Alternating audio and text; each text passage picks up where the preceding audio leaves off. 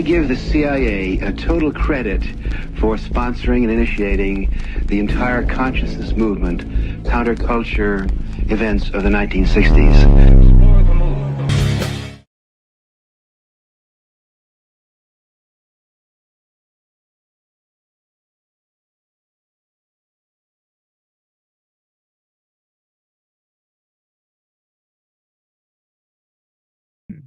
Mike is muted. Boomer comeback. Okay, so welcome to the first episode back after a, I guess, inconvenient hiatus. Did not plan on being gone this long, but it kind of had to happen. So I just moved. I'm actually sitting in my brand new studio right now. So welcome back. Welcome back, everybody. So today is going to be kind of an interesting episode. Going back to MKUltra, I found a documentary that I think definitely needs to be watched. Well, actually, I have a lot of documentaries. I've downloaded massive files that just have, I don't know, probably 100 gigabytes worth of, probably 200 gigabytes worth of documentaries. And we're going to go through all of them eventually.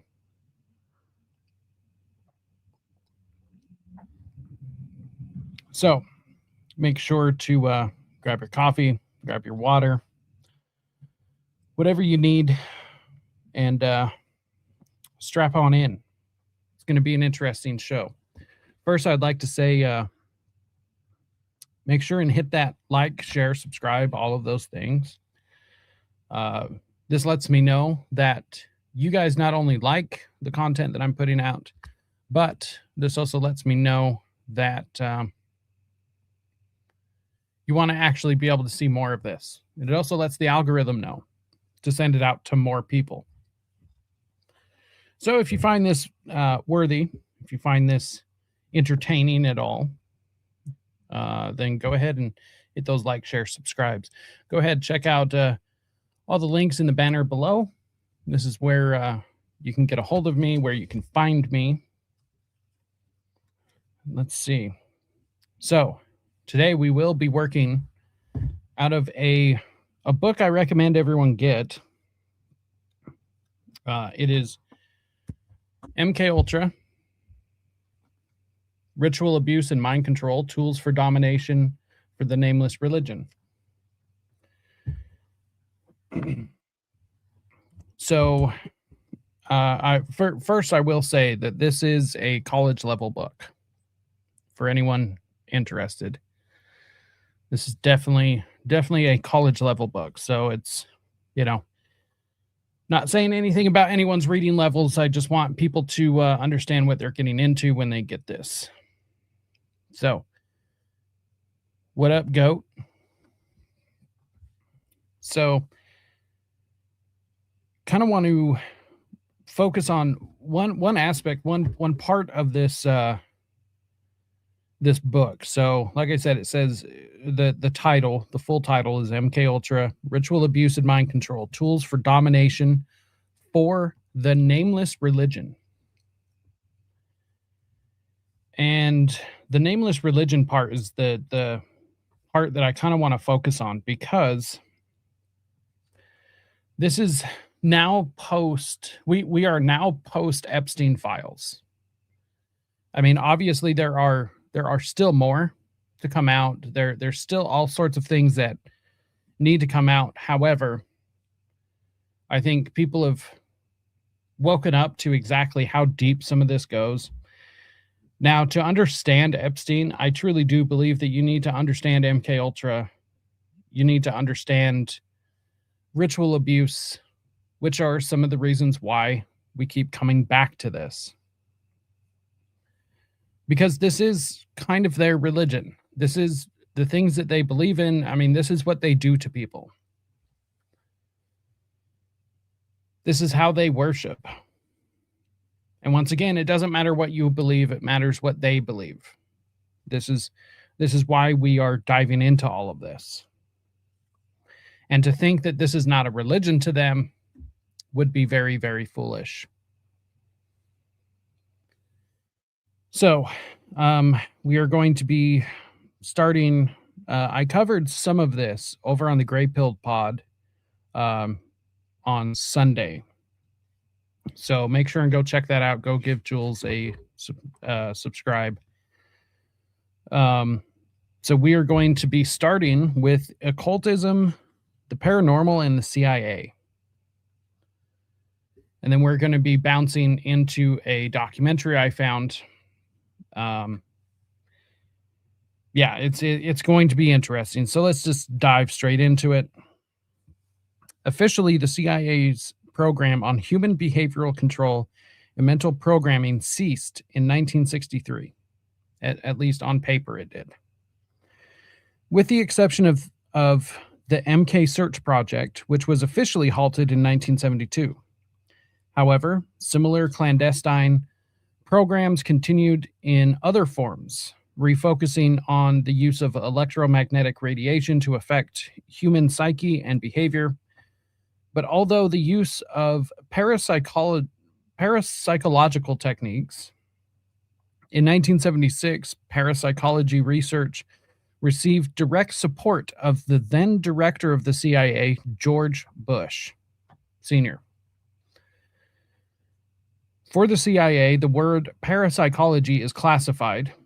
Any document mentioning the term PSI or psi, which refers to all paranormal phenomenon linked to the human psyche, is automatically classified as top secret or higher.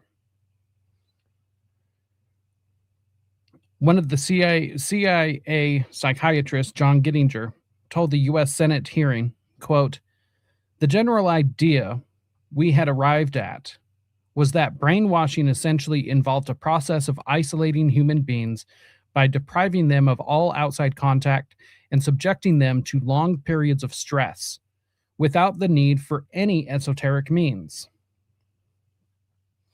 This means that the field of research into esotericism, the occult, is not to be excluded if necessary. If their quest for absolute control over humans, the CIA and the Army have taken a close interest in esotericism and parapsychology. This is not surprising given that the source of their studies on mind control comes from the observation of alterations of consciousness during traumatic rituals, trances, demonic possessions, and psychic powers developed in religious cults.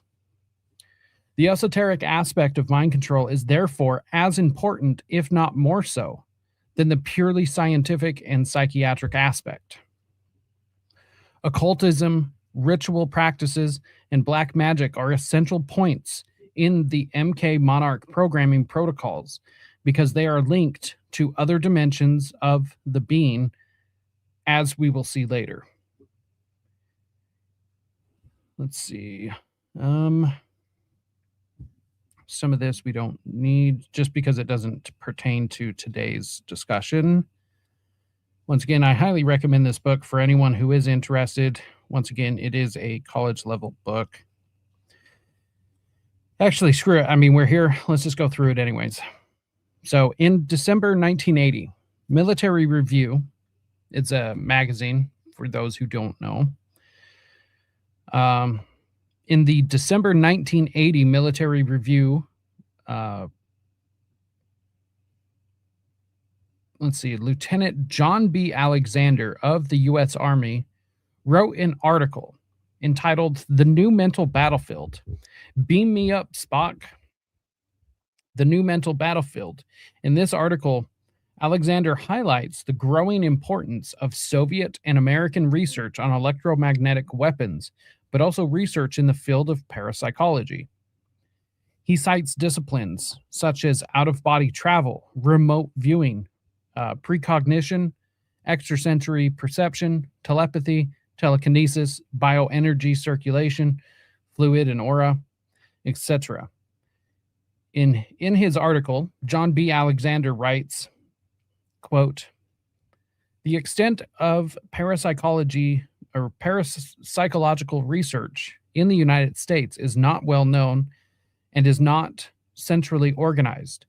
The U.S. government has reportedly funded some research projects, but they have not been published. The use of telepathic hypnosis also has great potential."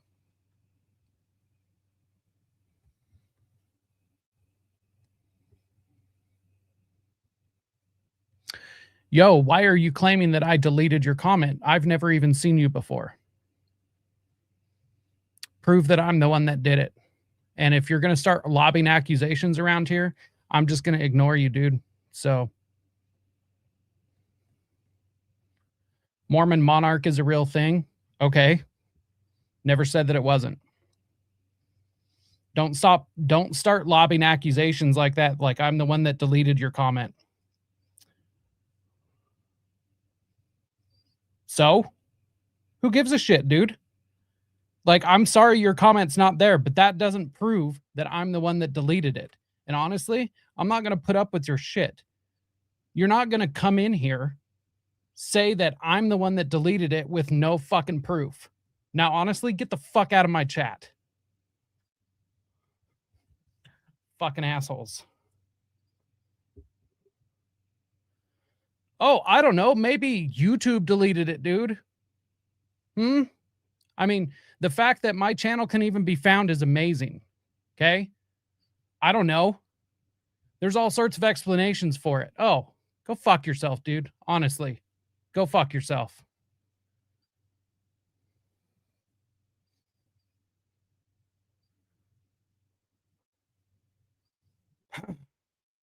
Okay, just for the record, I did ban that person. Just ban them, removed all of their comments. Fuck them. You're not going to come into my chat and accuse me of deleting comments like that. If that's how they want to act, fuck them. Fucking assholes. Like, oh, why did you delete my comment? Dude, I don't delete anyone's comment. I really don't, except for now. Now, this is the first time I have actually ever deleted a comment. Lobbing accusations at me is a good fucking way to get banned out of this shit. Not gonna fucking put up with that, dude.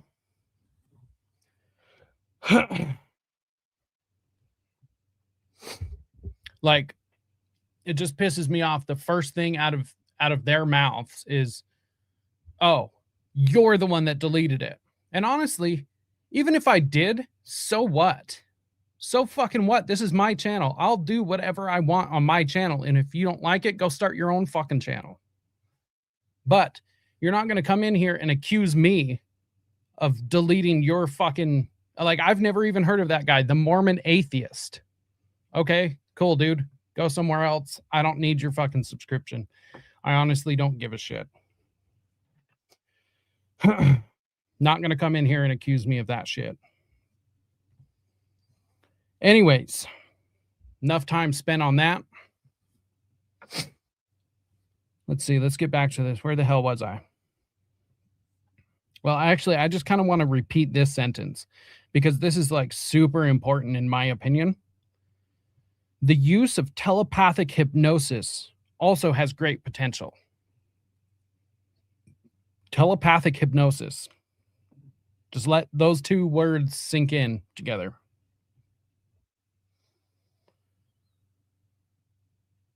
This capability could allow programming to be deeply implanted into agents without capability.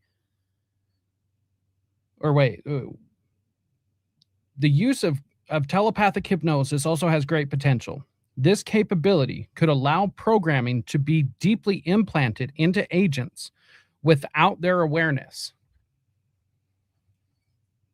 Okay? Programming can be implanted into people without even them being aware.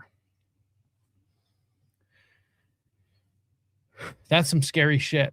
Honestly, that is very terrifying that people can just be targeted like that. And I said this over on the Gray Pill Pod is like, I think that's why we're starting to see this, or not starting to, but we have seen a rise in school shooters. And that's just my personal opinion, is like, you can't tell me, and now who's doing it is an entirely different discussion, right? I think that there's a lot of people, corporations as well, some of these multinational corporations, have just as much interest in mind controlling people as some of these world governments. I mean, it's not just the government at this point that's mind controlling people, and especially if you can use telepathic hypnosis. I mean, it's just crazy. It's just crazy. So, to finish off this comment out of this article, this capability could allow programming to be deeply implanted into agents without their awareness. Cinematically speaking, we would then have a Manchurian candidate who would not even require a phone call to trigger programming. School shooters, anyone? Lieutenant Alexander concludes in his article. This is the conclusion of this article. And if anyone can find this, I know I hear more ringing in my ears every day. Yeah, I agree. You know what's crazy? So I actually do have tinnitus. Well, never been diagnosed. I assume I do because of the ringing from all the heavy metal concerts I went to. And I haven't had issues lately at all, which kind of scares me, because I like, is the ringing going to be more likely the programming or the lack of ringing? I don't know. I don't know how this stuff works, but the idea of being hypnotized telepathically, I mean, I don't know, man. That is some spooky shit right there. That is some spooky shit. Let's see. So Lieutenant Alexander, also there's an interesting fact about Lieutenant Alexander after we get done with his conclusion to this article, by the way. A lot of this is going to make sense, I promise. So Lieutenant Alexander concludes his article, the impact that psychotronic weapons and other paranormal techniques will have in the future is difficult to determine at this time. We can assume, however, whoever makes the first major breakthrough in these areas will have considerable advantage over his opponent, similar to the possession of nuclear weapons. Obviously, progress any of the above areas will add a new dimension to the battlefield. The Soviets have been working on these techniques for several years. The information presented here may be considered by some as ridiculous, but it does not fit their paradigm. Some people still believe the world is flat.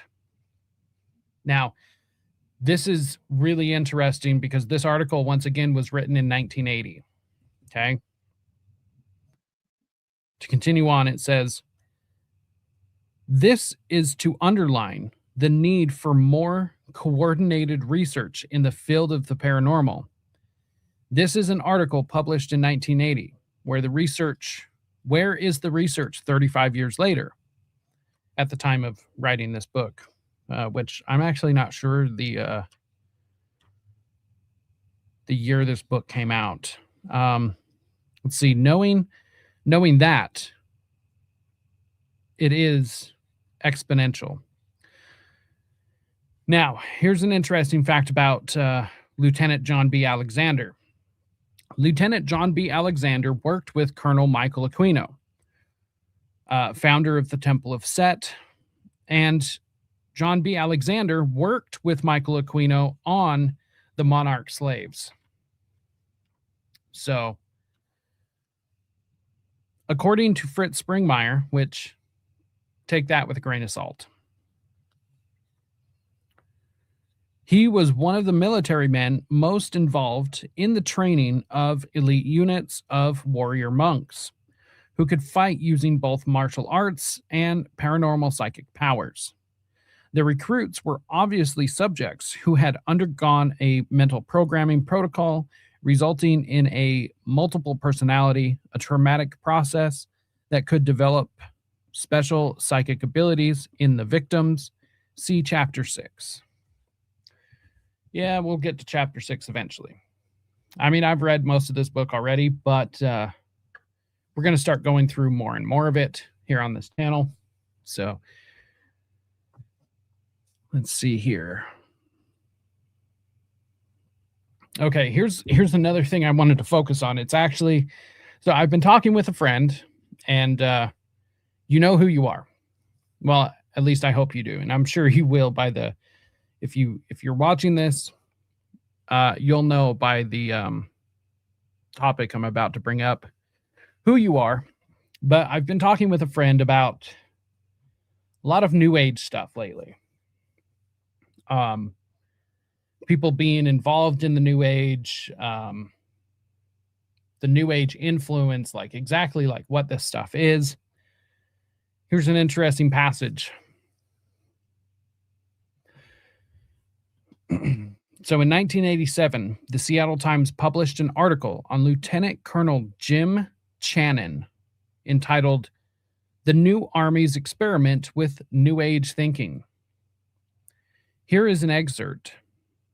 Quote, "The Army is therefore interested in New Age philosophy, the idea that the world can be changed by changing the way people think, and that the mind has invisible but tangible powers that are just waiting to be tapped. Centers were set up in Fort Ord, California, and Washington, D.C. to explore this intriguing idea that the power of the mind could be more effective than gunpowder in winning a war. From 1980 to 1982, these ideas were tested at Fort Lewis by Lieutenant Colonel Jim Channon. The Army recruited young officers who were enthusiastic about this new thinking to join forces with rather skeptical scientists. A think tank was set up at the Pentagon to assess the issue of paranormal psychic phenomena. These meetings covered the subject of ESP, mediumship, and even a helmet designed to synchronize the left side or the logical side and the right side of intuition of the brain. This elite, so that was the excerpt.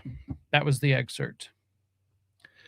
The elite military, quote, New Age unit founded by Jim Channon was named the 1st Earth Battalion. What the fuck? Like, okay. The elite military New Age unit was founded by Jim Channon, was named the 1st Earth Battalion, with MK subjects previously split and programmed, receiving martial arts training as well as an introduction to esotericism and the occult. The following is an excerpt from a letter from one of these New Age battalion soldiers that was forwarded to Texer Mars, an ex-U.S. Air Force officer turned Protestant minister.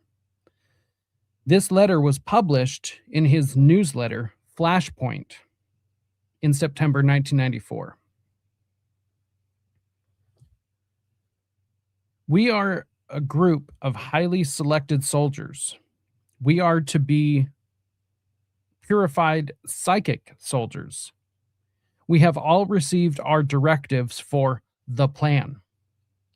We are preparing for the emergence of a new order. We are encouraged to read all types of books that deal with New Age and the occult, to study the various martial arts, and to exercise the powers of the spirit. Communication with spirit guides, or demonic entities, in my opinion, is also encouraged. We are taught to become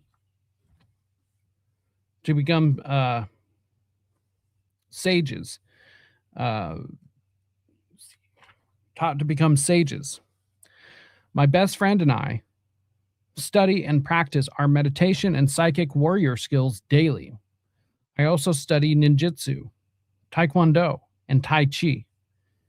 We are not supposed to talk to people in this special unit. At the end of the 11th Delta Force conference, the instructor said, I have witnessed a process of unique and majestic value, an army of excellence. As our faculties grew, we were told that we were becoming like gods, that there were no limits to a soldier of the 1st Earth Battalion. We could travel to different places with our mind, walk through fire, move or bend objects with the power of our mind, see into the future, stop our heart. There's an editor's note here: extreme biofeedback as practiced by Indian yogis. So, I mean, this stuff is real. This stuff is real. Now, exactly how successful they were, I don't know. I assume all of that's still classified. In the end, all martial arts serve only one real purpose: to bring the soldier warrior to the truth.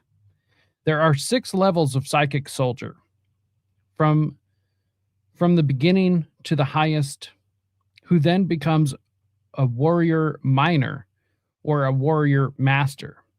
The New Age military forces involve rituals, chants, meditations, prayers to the earth, and pledges of allegiance to the planet and the people. The first book we are recommended to read is The Aquarian Conspiracy, the standard book of the New Age movement. It's just, what the fuck? I mean, here's the thing. I always knew like the New Age stuff was demonic.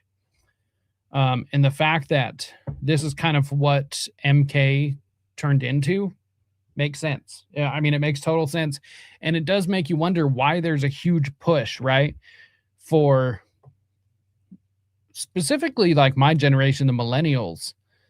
Like, why is there a huge push towards us being New Age, or specifically millennial and Gen Z women to be like witches and like all of this stuff, dude? It just, I don't know. The New Age, like, it just purely is demonic, in my opinion. People can argue with me about that if they want, but I don't see any other option.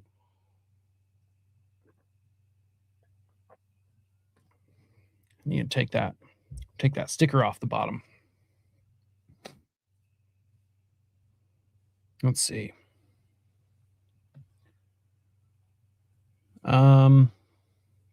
Actually, we're going to come back to this. We're going to come back to this because I want to jump over now.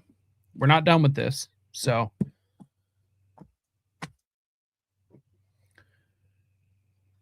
let's see. I contributed to the hearing and seeing tests in school. I was having these tests done in the 80s before the GATE program was known about. Our school was the first in our county or country to get computers. Interesting. I went through all of that stuff too. Honestly, I think every kid goes through those tests. I remember having one test. Had to have been in 4th grade. Which is weird that it happened that year. That was a very weird, traumatic year that this happened. But one of the hearing tests I had, there was a military base employee there. Not sure what that means. But yeah, that's interesting. So I think every single kid goes through all of these tests, the GATE tests, which are now what they're known as. I think they go through them in order for us to be basically placed into the hierarchy of things. So the kids that do have like ESP abilities and psychic abilities and telekinesis abilities and stuff like that, they kind of go higher into the programs. But the program itself is meant, in my opinion, to kind of like set us all on the specific paths that they want us to go on based on our abilities. This is why, like, I believe that it's even to the point where this is why, like, certain kids develop drug dependency issues, why, like, certain kids just become certain cliques. Like, I think this is based on all of it because it seems to happen around anywhere between the 4th and 6th grade is where people start really dividing into kind of who they're going to become later on as an adult. So, kind of interesting. Oh, cool. I never catch these live. Well, I'm glad you're here. I'm glad you're here now. This is the first episode back since my big move and everything. So, everything's all good. I'm glad you're here. Glad to see you. Okay, we are going to jump over to a documentary. Now, I do want to just tell people, first and foremost, hello. Glad to see you, Derek Prickett. Glad to have you here, my friend. Glad to see that you're new to the channel. Welcome. So I am just going to let everyone know, first and foremost, this documentary might be shocking to some. It was kind of shocking to me. I'll tell you that. So let me know if the levels are good on your guys' side. I tested this out before I went live, but sometimes it's a little bit different. Anyways, this is an old documentary. I actually don't have the title for it, but I kind of flipped through it. It's only a half an hour long. There is some potentially upsetting stuff in it, potentially. And it's not like graphic, not like gory or violent necessarily. But I mean, there's some medical stuff that seems weird, but this is about MKUltra, so it does kind of come with the territory. So just wanted to give a heads up to anybody. Oh, and I mean, this is from the 70s, I believe. So like I said, I have very little information about this documentary and I couldn't find anything. I think it was like an educational film. So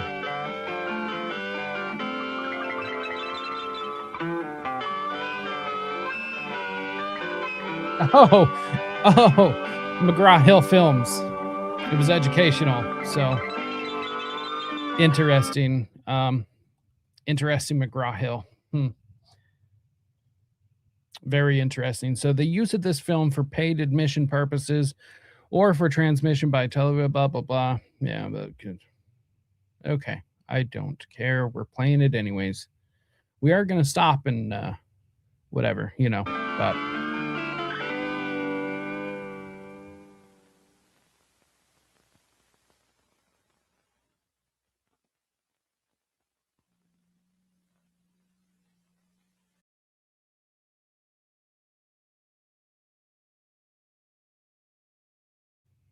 I do not have a part 1 to this, but I'm not sure a part 1 actually matters.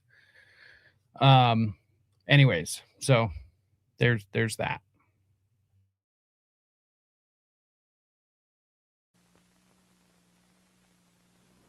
Before the drugs came into wide use in the mid-50s, electric shock treatment common procedure in. It is used less frequently now, but still more than 100,000 people are shocked every year. This woman is about to get a series of treatments. She is in her early 30s, married, the mother of 2 children, and she's depressed. Her psychiatrist is Dr. Paul Blatchley of the University of Oregon. All right, ready? Here we go.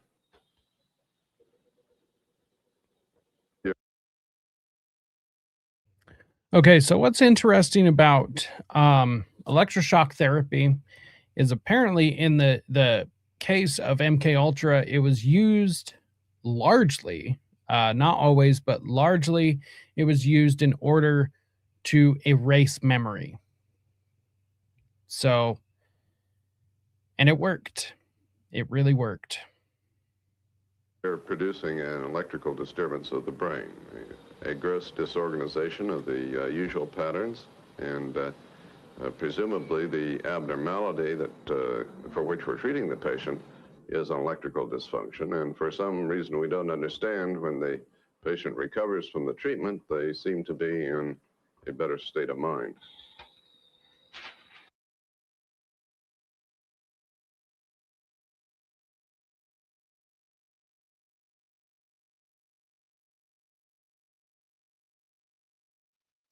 Is audio fine on your guys' end? Like, can you guys hear it? Is it loud enough? Is it too loud? Let me know. Gonna do another one, Paul? I think so. These are short seizures. Unlike most other psychiatrists, Dr. Blatchley gives his patients several treatments in a short period of time. In this instance, the woman will get 4 shocks in about 20 minutes. Usually, they're spaced out over a period of days or weeks. Like all other psychiatric treatments, no one is quite sure how electric shock works. There are at least 50 theories, but no hard facts. The patient is heavily sedated. A second drug relaxes her muscles so completely she must be given oxygen to keep her breathing. Until about 20 years ago, the shock was administered while the patient... Okay, that's fucked up. Okay, I mean, obviously this whole thing is fucked up, right? But oh my God, I mean, it's just a whole different thing when you see it. You know, like, it's one thing we can read about it. You know, we can read about it. We can talk to people about it. We can have these concepts in our brain. It's a whole different thing when you see it. And boy, like, so she's already sedated. So she's basically like knocked out. She can't do anything. And then she's given another drug to relax her muscles to the point that she must be given oxygen because she can't breathe on her own. Like, and then she's shocked up to 4 times in 20 minutes. And this even said, actually, let's see. Oh yeah, that's right. So I usually try to do captions on these videos, but a lot of these older documentaries, they don't have it. And I could create them. I would have to go through kind of quite a bit to create a caption video. And maybe I will with like some of the more difficult ones to hear, because there are some with like kind of some bad sound. So those ones I might go through and create the subtitles for. But anyways, this one, it doesn't have subtitles on it. So obviously this was long before subtitles. So anyways, let's get back to it. Was still awake, and convulsions were so severe, many patients broke bones while thrashing around. Here we go. With this new procedure, you can generally see the convulsion only in the toes. Okay. This patient convulsed more than usual. Her whole body shook. Okay, now what you should notice is that although the muscle activity is stopped, the electrical index of seizure activity continues. Here's the end of the seizure over here, see? And the muscular activity is not a good indication of the seizure itself. Oh, snap. All right. What up, Ready dude? to go. More people get more angry about electric shock than any other psychiatric procedure. Well, I think yeah. that's absolutely No barbaric shit. and a gross misuse of electricity, to say nothing of the poor people whose brains get fried. I mean, the way in which the brain normally actions, you deal with millivolts or thousands of a volt. ECT consists of hundreds of volts. This doctor has a problem with a misuse of electricity. We should be using this to light light bulbs, not people. Sorry, that was a bad joke. That was messed up. But really, like, that's the problem. And yeah, he does come in, you know, a little bit later to be like, yeah, you know, people. Also, I do just want to point out real quick, like, over here, they were talking about seizure activity continues. The seizure activity continuing, even though the body has stopped convulsing. So the body itself, or even like the mind, like it's still going through a seizure, which can be devastating, even though the body's not moving, which is terrifying. Here's the end of the seizure over here, see? And the muscular activity is not a good indication of the seizure itself. All right. We're ready to go. More people get more angry about electric shock than any other psychiatric procedure. Well, I think that's absolutely barbaric and a gross misuse of electricity, to say nothing of the poor people whose brains get fried. I mean, the way in which the brain normally actions, you deal with millivolts or thousands of a volt. ECT consists of hundreds of volts passed through someone's brain. And just like it's true that you can chemically control someone, yes, you can electrically shock someone. So that is kind of interesting, though. So the electrical impulse, or the electrical signals in our brain are like thousandths of a single volt. And then ECT, electroshock therapy, is electroconvulsive therapy, is ECT. So electroconvulsive therapy, I mean, I've read, you know, Dr. Ewan Cameron up in Canada, Montreal, I believe, would sometimes give up to like 100 volts in like multiple, like in succession. I'm sure there's doctors that gave even more than that just to see what it would do, I'm sure. Well, in fact, we know that there are, you know, some of the Nazi scientists, some of the Japanese scientists in like Unit 731 and stuff. Anyways. Out of their so-called crazy mind, but you don't shock them back into their right mind. You shock them into a shocked mind. At the termination of a course of ECT, under the best of circumstances, you are left with an acute insight. Hey, mind you, ECT is still used to this day. It's largely used now. It's used for many purposes still to this day, but it is mainly used for people with depression, with like severe depression that like nothing else seems to help. Like when drugs doesn't help, when even self-medicating doesn't help, which is why things like, in my opinion, although I do not like recommend this for everyone, but like psychedelics are becoming like such a big thing, because the only other alternative for like severe clinical depression is ECT. So it's like, I don't know. I think I would rather take a trip instead of getting shocked into like what that doctor said. You're not shocking them into their right mind. You're shocking them into a shocked mind. Salt to brain, leaving an individual confused, disoriented, without judgment, in which his emotional level may be quite disorganized, in which virtually impossible to obtain any intelligible responses on any kind of testing, and in which, if one measures the electrical activity of brain that time, there isn't any question that there's been an injury. That is an allegation without foundation in clinical practice, I think. We certainly see no evidence of that. And since we've never had a death, there's no way of evaluating that in our patients, but perhaps someday there will be.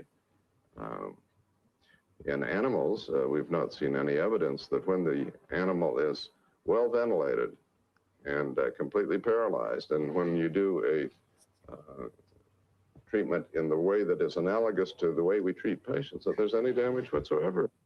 If you look at the studies in which they claim there's no brain Okay, what's your damage, definition you of find damage, the most bizarre findings, though? such as footnotes about one animal who was discovered to be bleeding in his brain, but they decided, the electroshockers who did the study, that this was irrelevant.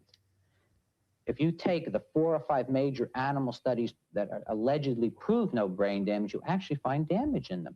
It's a most amazing fact if you actually look up the studies. Imagine that. I think that it is a treatment that is useful, can be beneficial, but that should come after certain other reasonable alternatives have been tried, because it has a certain hazard to it. But quite aside from the hazard, in the sense of the actual physical hazard, I think that the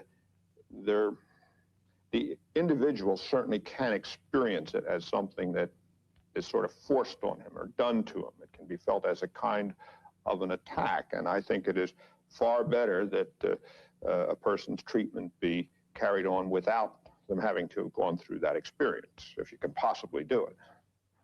The most consistent complaint about electric shock is the loss of memory that follows. Ellen Niemer can't even remember getting shocked 17 times several years ago, but her medical records confirm it. She is aware, however, of what it's been like for her ever since. I couldn't remember how to get to West Lynn. Now, that's very wrong. I lived there for 2.5 years. I didn't even know where that was. I didn't know that Martin Luther King was dead. I didn't know that John F. Kennedy had been assassinated. Those are just small little everyday, things that... That's gnarly.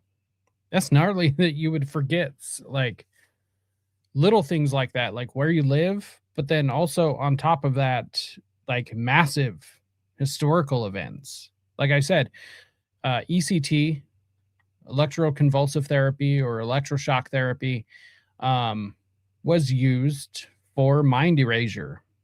So that I had to deal with, finding out, and then you ask people, well, what happened to Martin Luther King? Because you don't know. And they look at you like, my God, where have you been? Then you try to explain to them that you've had shock treatment and you don't know. Then they look at you like you're a total reject. Marilyn Rice was a highly paid government economist who had been given 8 shock treatments in a private hospital because of a depression. Several weeks later, she went back to work. I went back to work at the beginning of July. In that intervening time, I had come home and I was leading a very easy, groggy life here. And in looking back, it's very strange that I wasn't reading or studying as one would do when one's convalescing from anything. So I wasn't really aware of the extent of my memory loss. I just thought it was funny that I didn't know where things were around the house, and the little things, they seemed more amusing. But when I went back to work, you just can't believe it. I felt that I felt alive. I could think. But when I reached back in my memory, there wasn't anything there. Our patients have very little memory loss, and for some it's completely undetectable, even within a day of treatment. And I suspect that is due to the fact that they are very well oxygenated during the entire procedure, plus the fact that we are using apparatus now that delivers far less electrical energy to produce the result than what was available before. There are a number of cases in which irreversible changes in memory or other unfortunate changes in the neurologic picture have occurred. I think they're uncommon at serious level, but perhaps 2/3 of patients 6 months to a year after ECT will complain of frequent memory complaints. They may be trivial, but that there's something different. While the doctors argue, Ellen Niemer is trying to put her life back together again. filling in the bits and pieces she says are missing because of the electric shock treatments. For a while, she went to a real estate school, but still hasn't decided what she wants to do. Marilyn Rice spends most of her time at home now. After several months back on the job, she was given a disability pension from the government because she just couldn't remember all the things she once knew about our economy. Sorry about that, anyone that heard the beep. We apparently have the most fucking sensitive smoke detectors in existence in this house. Anyways, so that's what that was. But let's get back to this. And I definitely agree. Yeah, they would definitely shock me to death if they did it for mental health reasons.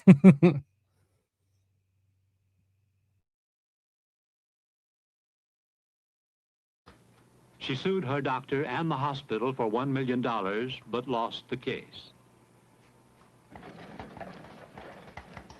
The patient is a young man in his 30s, a college graduate from the Midwest. He's been through psychotherapy, chemotherapy, and electric shock treatments, and none of them worked. This is the ultimate treatment, psychosurgery, an operation on the brain, though there is no organic disease in his brain. Psychosurgery, which is definitely a part of MKUltra. I mean, this is kind of like towards the end of MK. Obviously, they were doing this during, a lot of this as well. But psychosurgery, yeah, this is like right in the thick of it. Right in the thick of all of this. Let's see. I know there's definitely some of this. I don't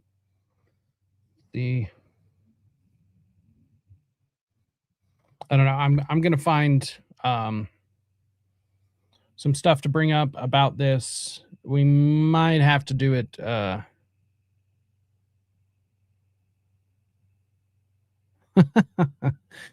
Thought that I had to replace the battery to my fire alarm. Sorry about that. Nope, it's just mine. Just mine. Like I said, apparently we have the most sensitive smoke alarms, fire alarms in existence. I don't know what it is, but anyways, let's get back to this.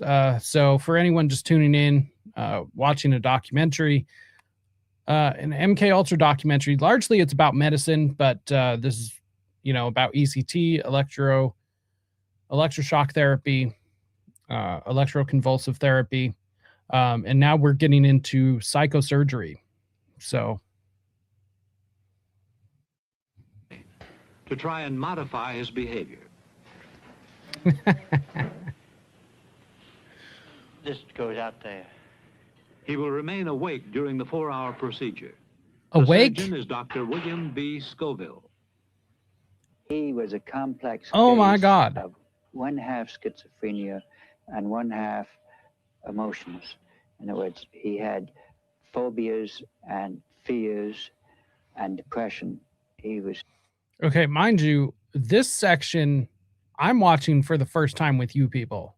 So I've never seen this part before. I watched the electroshock therapy section before we started and everything, but this, I haven't seen this part. So we're all watching this together for the first time. And holy shit, he was awake for the whole surgery, for the 4-hour surgery. Oh yeah, so we have a couple of cats and they just like lose their shit. I mean, it's an awful sound. We lose our shit when we hear it. I mean, that's kind of the point, right? So thoughts of suicide and anxiety, and although he was a graduated summa cum laude, he ended up unable to hold any job simply because he was distracted by his own fears. He also had a little perversion of thought processes, so we called him what we call a pseudo-neurotic schizophrenia. In other words, it was both emotions and thoughts that were a little bit sick. Dr. Scoville calls this howdy. orbital undercutting, one of several new sophisticated techniques used in psychosurgery. 30 years ago, it was known as a frontal lobotomy.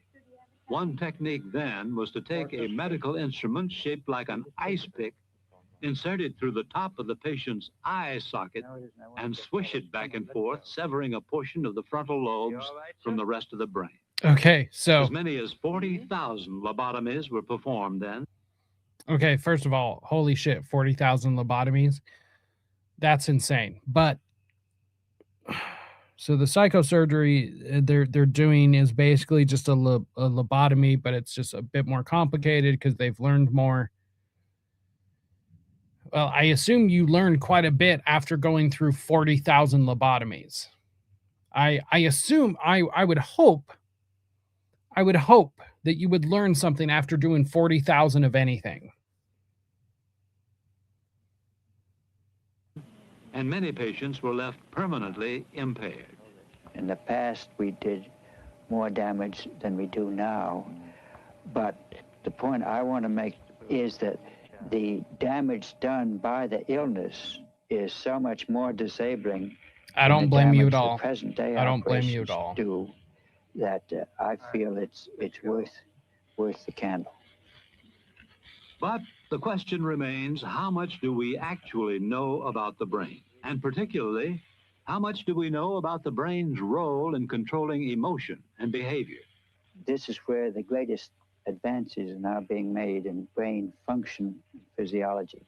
It's only in the last 25 years that we have been able to pinpoint a certain number of these. Where now we've made enormous advances over what was known 25 years ago.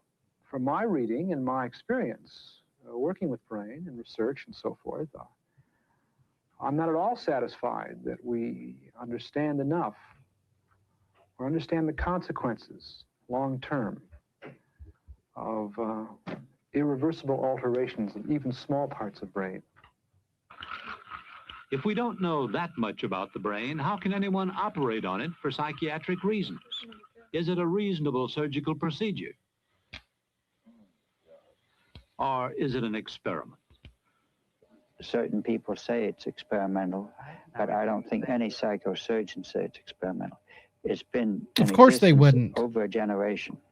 Came out in 1933 or 34, and this is now 77. And it's been tried, and a great deal of physiologic studies have been made, of chemical studies. It's been studied more exactly than most surgical operations have. So I don't call it experimental. Psychosurgery, is that a reasonable practice? No. Of course he doesn't call it experimental because he's the one fucking doing it. This bothers me. Like, I mean, you can't even be honest about exactly what you're doing. Come on, dude. Like, I don't understand that. I really don't. I mean, this is clearly experimental because you don't even understand what the brain is doing. Like, and the long-term implications of this, you're damn right they don't understand. They still don't quite understand. I mean, there's so much about the brain that we don't know. And so, yeah, right. They're just tearing shit up in people's heads. Yeah, I agree 100%. Even for the most serious of illnesses? No. Even after everything else has been tried? Well, when you say practice, I get the feeling you mean, is it a reasonable therapy? Yes, that's right. No, but it's not a therapy. That's the first thing that needs to be said, is it's an experimental procedure. Now, if we recognize that it's experimental, then we'd have to ask all your questions over again and say, is it a reasonable experiment? Is it a reasonable experiment? I would say it hasn't been conducted reasonably so far, and I don't see any signs that it's going to be. And what I mean by that is a reasonable, and I'm using the term reasonable to mean ethical, legal, and above board. It was clearly not that. And foremost, that the subject of the experiment is told that he's being experimented upon, and that isn't done. 100%. See, now this is gray matter and white matter. This is white matter here, and that's gray matter there. This is the crucial part of the operation, the actual cutting of the brain. That's outside the brain. Now I'm headed to the same spot inside the brain. All right, now this is to show. This is the bone. This is the brain. Now I want to show you inside the brain. Dr. Scoville is now using a microscope to guide him. The image is fed to a television monitor in the operating room. That's undercutting. This is white matter. Since nerves cannot heal themselves, the procedure is permanent and irreversible. There is no repairing it. For That's better crazy. or for worse, the patient is a changed person. The fundamental issue of altering brain to change behavior, and therefore your being or your personality, in however small amount, even if for a good purpose, for changing some behavior that's gotten you into trouble, you are invading that private space which we all have as individuals. Yeah, I believe this is where that saying, you know, I need that like another hole in the head saying came from. Sorry, that was bad. Individuals in which we're unique. No questions in my mind about that one. They feel that the brain represents the soul and therefore represents the total personality, and any operation on the brain that would alter the person's thoughts or emotions must almost be like suicide to that person. And so it's a mystic thing, and it's almost a religious thought. I agree. They feel I that totally God agree. made them personality A, and how can a surgeon be so presumptuous as to convert him? Okay. So he's talking about like people that are, you know, challenging this. So he's labeling everyone as like, oh, well, the brain is the soul. Well, I mean, I do kind of believe that, but that's not like my criticism of this. My criticism of this is because they're experimenting on these people and they're not telling them, first of all. So, you know, how can consent be given to anything like this if they don't have the full knowledge of what's happening to them to begin with? And here's the thing. I'm pretty sure that people who are mentally ill cannot consent to this stuff. You know, I'm pretty sure people who are like severely mentally ill cannot consent to life-altering surgeries, you know? Like I don't know. But you know, those inspirational wall paintings with quotes on them, live, laugh, love, etc. I painted one that says live, laugh, phlebotomy. Yeah. That's fucking funny. That's funny. I like that. Yeah, I just like this guy's trying to turn this into like a religious argument almost, I guess. Like, oh, well, if you're criticizing me, then, you know, you're this type of person. And it's like, no. There's like way more like ethical standards to be brought up about this.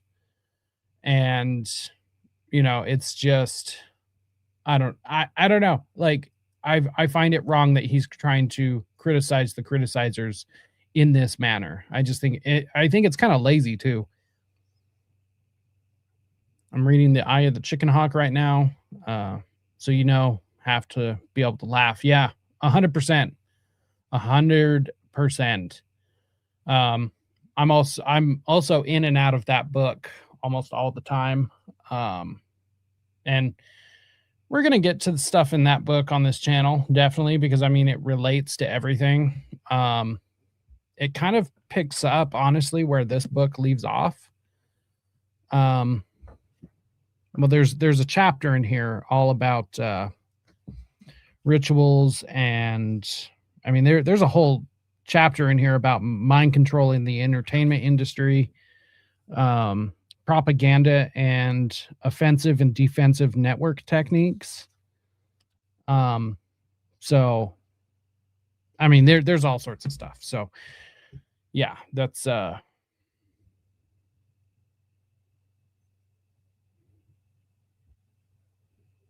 Yeah.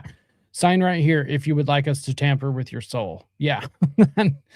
No, I kind of agree with that. It's kind of a weird thing to agree to. To personality be. And I understand that, I sympathize with it, but they don't realize that they haven't seen how sick that person was.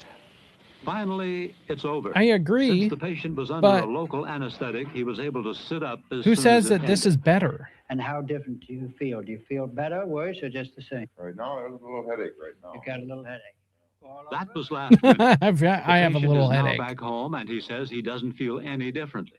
His parents and his psychiatrist, however, feel he has improved somewhat.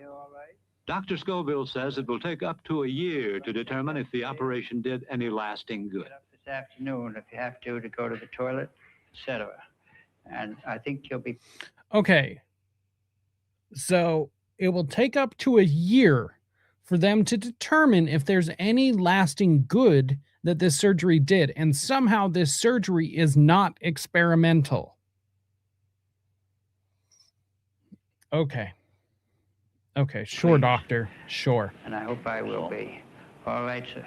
The final word on psychosurgery will come from Joseph Califano, the Secretary of Health, Education, and Welfare. In 1974, at the urging of Congress, a commission was established to determine, among other things, whether psychosurgery should be continued in this country. Secretary Califano now has the commission's final recommendations. The commission recommended that psychosurgery be permitted under very careful guidelines, with a hospital review board to consider every case. Was watching a person talk about the files. Just as I suspected, it appears the trafficking could be considered the nicer stuff they did. Lots of cloning, transfer of consciousness, and baby farming. Kind of. I mean, so here's the thing. So since you showed up late, something I said at the very beginning, the reason I focus on the MK stuff, the reason I focus on the brainwashing, all of this stuff, is because this is their religion. This is what they believe. This is what they do. The trafficking is just a means to an end for them. You know, it's kind of interesting. So this is their religion. MKUltra, it like brainwashing, mind control, it is their religion. This is why we focus on it. To be able to understand these things, you have to be able to understand their religion and what they believe. And this is why they do what they do, is because of MKUltra and the ritual abuse, the mind control. The book that we're working out of today is called MKUltra, Ritual Abuse and Mind Control, Tools for Domination of the Nameless Religion. I mean, it is a nameless religion. It's the things that they believe. So, and it's evil as all hell. That's just all I can say about it.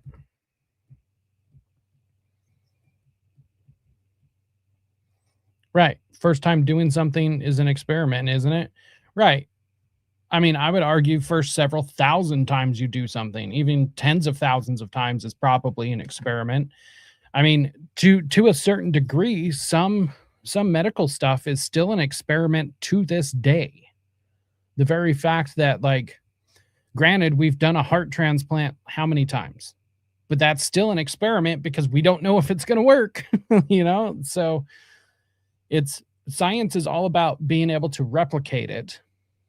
You can do something one time and never, ever be able to replicate it ever again. So really, medicine is just about being able to replicate things over and over. And that's why science, that's why medicine is constantly evolving. Don't forget, at one time, the man who told everyone to wash their hands before they performed surgery died in a mental institution because everyone thought he was fucking crazy. Like, you don't have to sterilize your medical equipment or wash your hands before you dive into somebody's body. Like, that's insane. So just keep that in mind. You know, doctors are not, they're not these gods that they think they are. And we need to stop letting them think that they are also. I saw this. Anybody that got the vaccine has Epstein's DNA. He was working with geneticists. Now you're all Jewish. Yeah, I heard that. I heard that he put a little of his DNA in everything. I mean, that's sick. That is sick. Just to walk around knowing that everyone has a little bit of your DNA in them.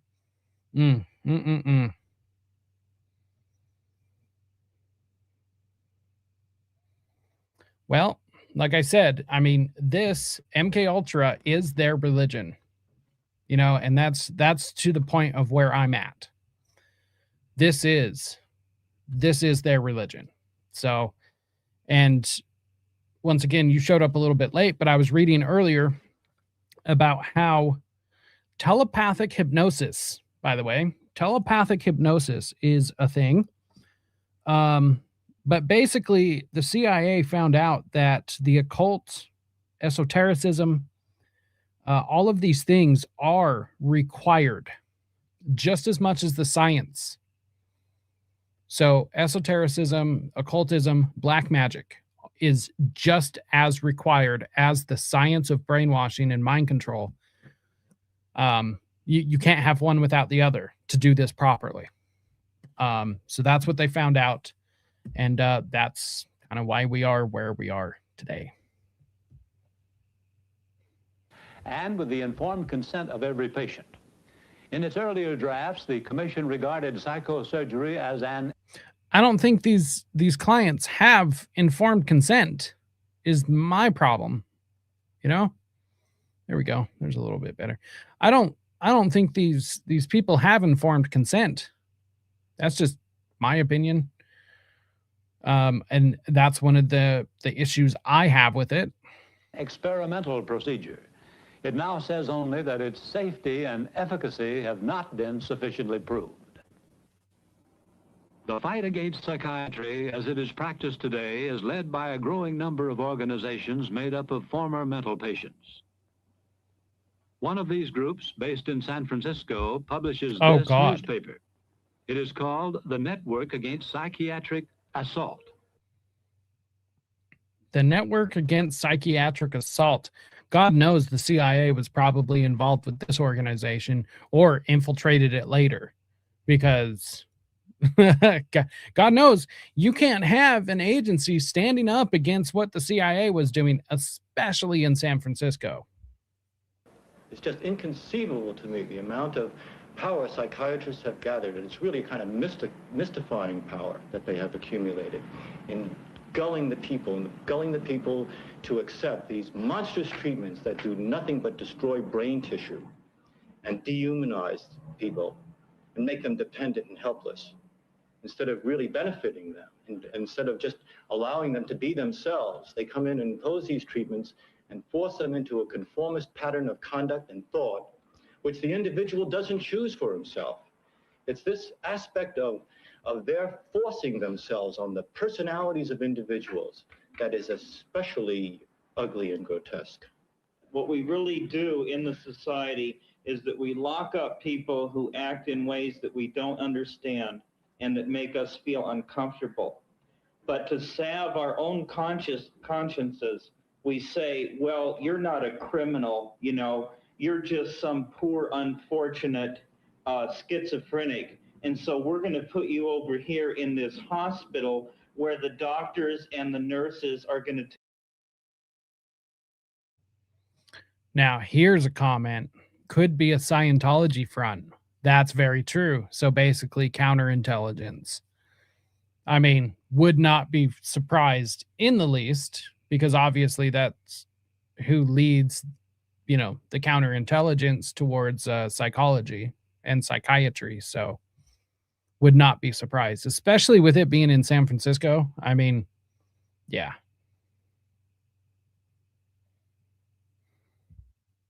Take care of you and make you well again. You know, if you call a place a hospital, everybody knows what a hospital is. A hospital is where you go to get helped. And if you call it a prison, everybody knows what that is. Well, we know it's a prison. A prison is a place where you can't get out of, what you can't get out of when you want to get out of, except in the case of mental hospitals, they're prisons for people who haven't broken any law. In Boston, a similar group, the Mental Patients Liberation Front. When I got out of the hospital the last time, I was a totally demoralized person. I believed, and I'd been told, I was told in so many words by a psychiatrist. He said to me, "You're never going to be able to survive outside an institution. Your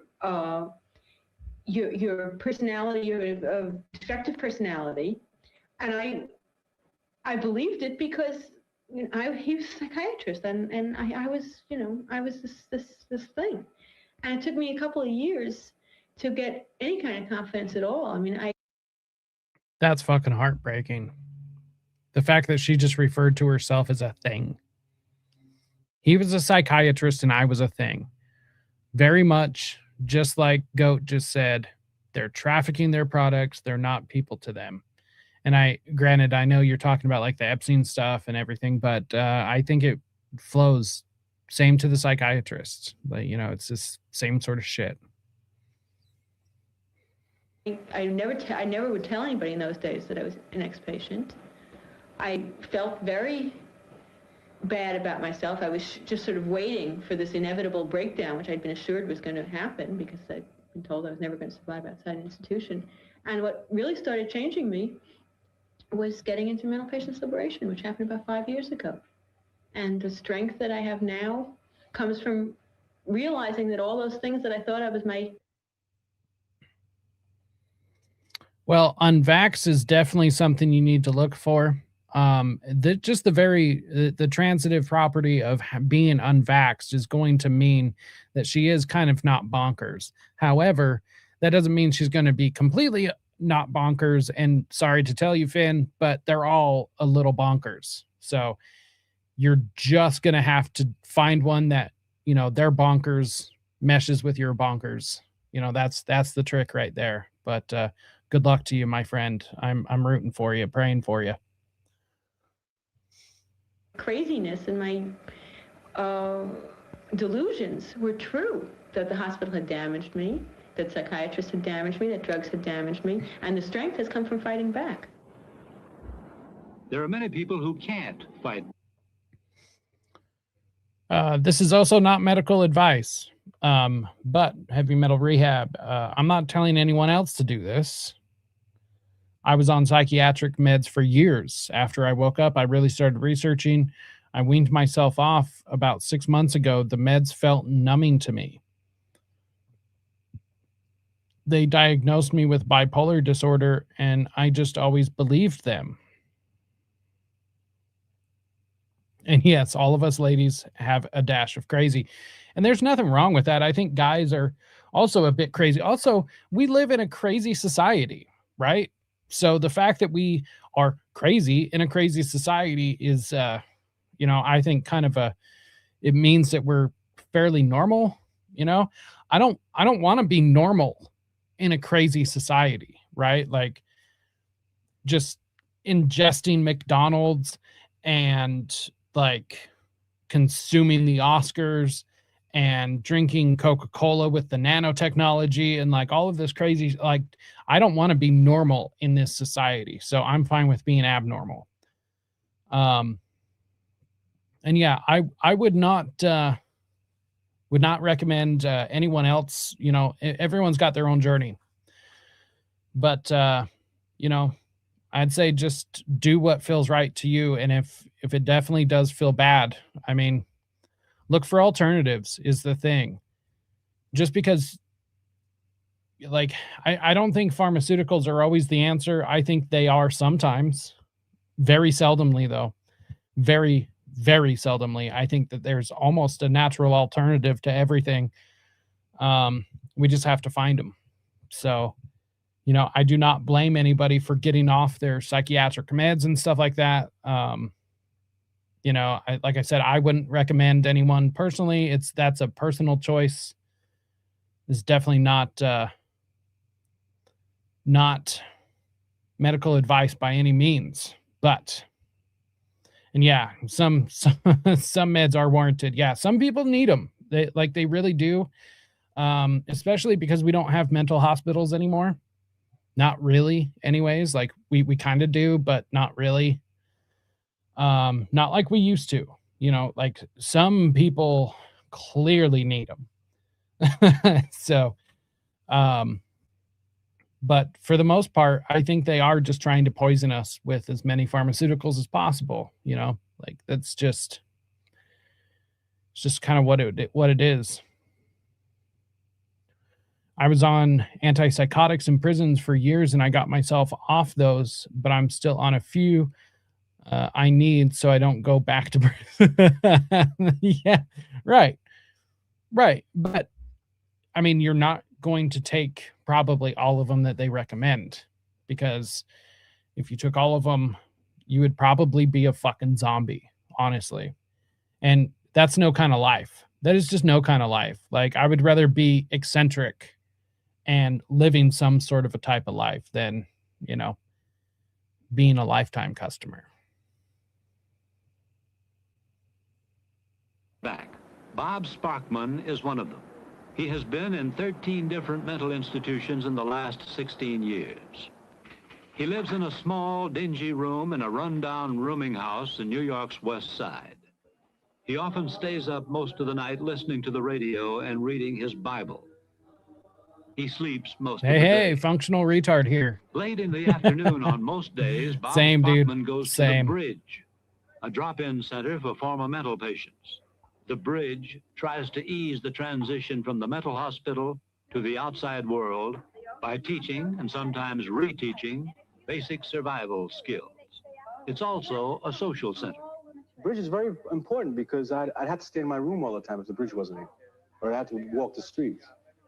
But I come to the Bridge, I have coffee, cigarettes, and fellowship. I share at the Bridge with some of the people I've met here. But the Bridge is not enough. What I need is love. I need love, man. Not love, you know, kind of, I have a friend who has a girlfriend, that kind of love. I'm not talking about that kind of love. I need concern, person who's concerned with me. I'm looking for someone else just in need as much as I am, so we can share together and fool everybody. Bob Sparkman is still on medication. It's the only aftercare he gets. Well, I went to the clinic on 57th Street, the Kirby Clinic, and I get my medication. They ask me how I am. Even if they ask me how I am, but they're not interested in my answer. What makes you think that? It's true. It's part of the communication. How are you? And they're doing something else as I'm answering them. How many of your patients, when they leave here, are simply under control to an extent, and how many of them have learned how to deal with the problem that brought them here in the first place? Good question. I would say that 75% plus are under control, okay? And I would say that probably less than 50%, maybe even less than 25%, truly understand and have gained, say, a cure from their illness. So it's reasonable that a large portion of that 75% can and will lose control again outside and have to come back in. That does seem to be the pattern. I wouldn't want to say that as many as 75% come back here. A lot of people do come back in, and I think that's one of the real pitfalls and tragedies of our mental health system. There is no, let me put it this way, there's some, but the follow-up, the aftercare, the treatment outside this place is where things fall apart. Patients many times do kind of get it together, at least well enough to leave this place, even without an understanding of it, but well enough to go back into society. And then something happens out there and there's no follow-up, or the patient doesn't go, or somebody didn't care, or the appointments are broken, and the patients become ill again. And that, to me, is the real tragedy of our mental health system. Ellen, how many former mental patients are you in contact with? He just made an amazing point. It is the follow through. It's, keeping up with these patients all the way through. You know, some people don't have the people to care about them. And I mean, it's kind of even like, what do I say about that he didn't just already say? You know, it's a really, really good point he just made.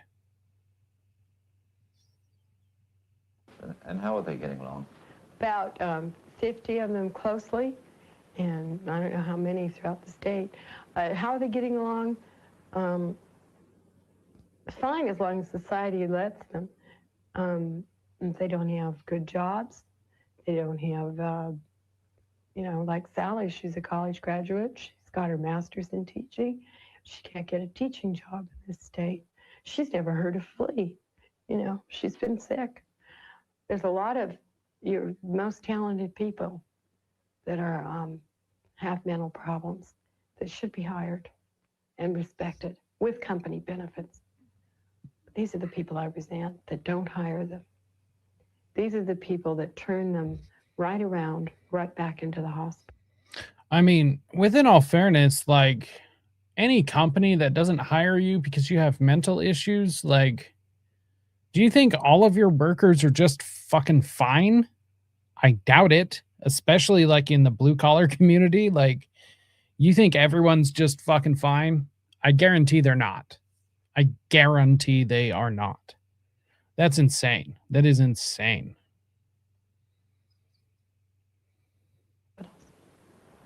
No one seems to think that mental hospitals are the answer. At best, they're a holding operation until we think of something better. You know, it's undeniably... Okay. Now, this is interesting because we had them back when this was made. We don't have them now. We've seen what it's like without them. My opinion is we need them. We need them, and they need to have like major oversight. I don't know who should be in charge of them. You know, I'm not going to make that call. I don't think government should be in charge of them. That's fucking scary. But also, like, even private institutions scare me as well, because it's like, who says there's ever going to be enough money? And, you know, who says it's not going to turn into a Willowbrook? You know, I don't know what the solution is, but these institutions being away, it hasn't worked. I mean, it wasn't really working back then, but there was something, you know, something is better than nothing, or at least so they say.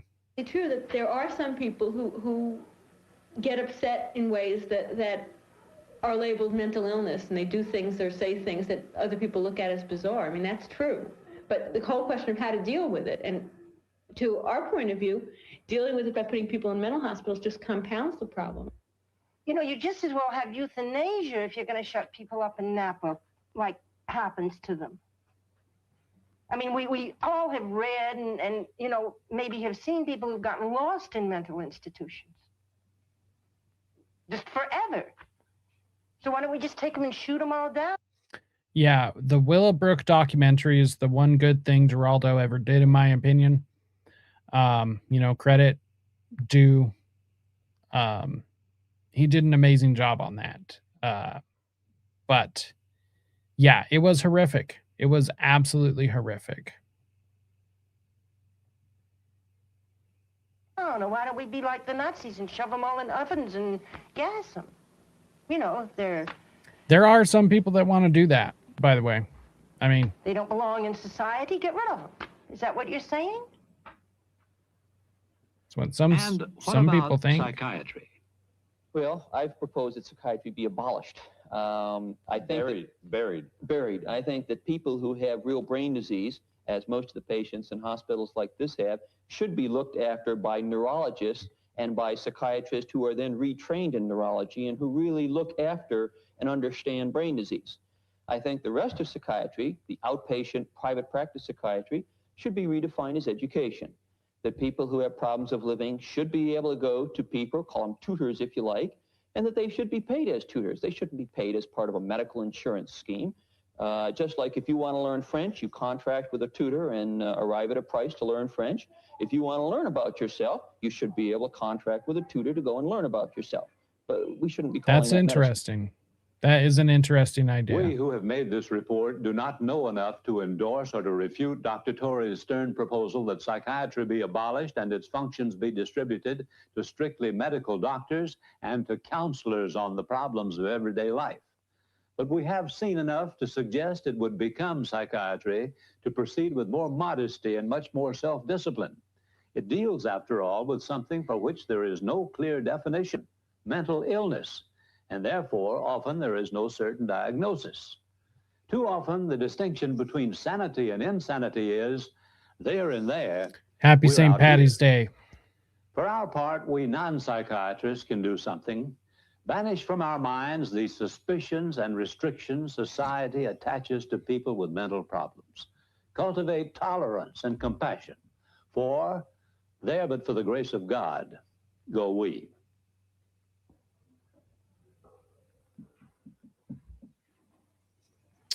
Interesting stuff. Interesting stuff.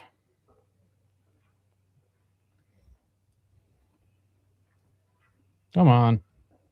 There we go. Okay. I'm going to get back to MKUltra. Okay.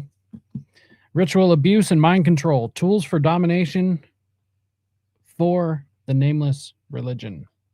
I'm going to finish a chapter all about the CIA, occultism, and esotericism, the paranormal. We're almost done. And then I've got, let's see, one more short little thing. Then we're going to get out of here for the day. So I've got some work to do for Already Dead tonight.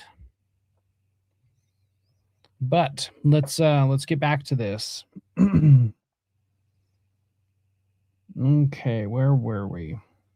So basically, we talked about the New Age movement, and the New Age movement basically being a continuation of MKUltra, for one. For two, it is definitely occultish and satanic, in my personal opinion. But there was a branch of the military that fully embraced the New Age movement. Let's see, where was it? So it was a unit founded by Jim Channon. Okay. Lieutenant Colonel Jim Channon. Yeah, Lieutenant Colonel. He wrote an article called the New Army's Experiment with New Age Thinking. And that's kind of where all of this started. The unit he founded was called the First Earth Battalion, and it was filled with MK subjects who were previously split and programmed. So, I mean, who knows exactly what they were believing, what was being fed to them. Now, Gordon Thomas reports in his book, Secrets and Lies, A History of CIA Mind Control, that Dr. Sidney Gottlieb, director of ORD, the CIA Office of Research and Development, launched Operation Often in the late 1960s.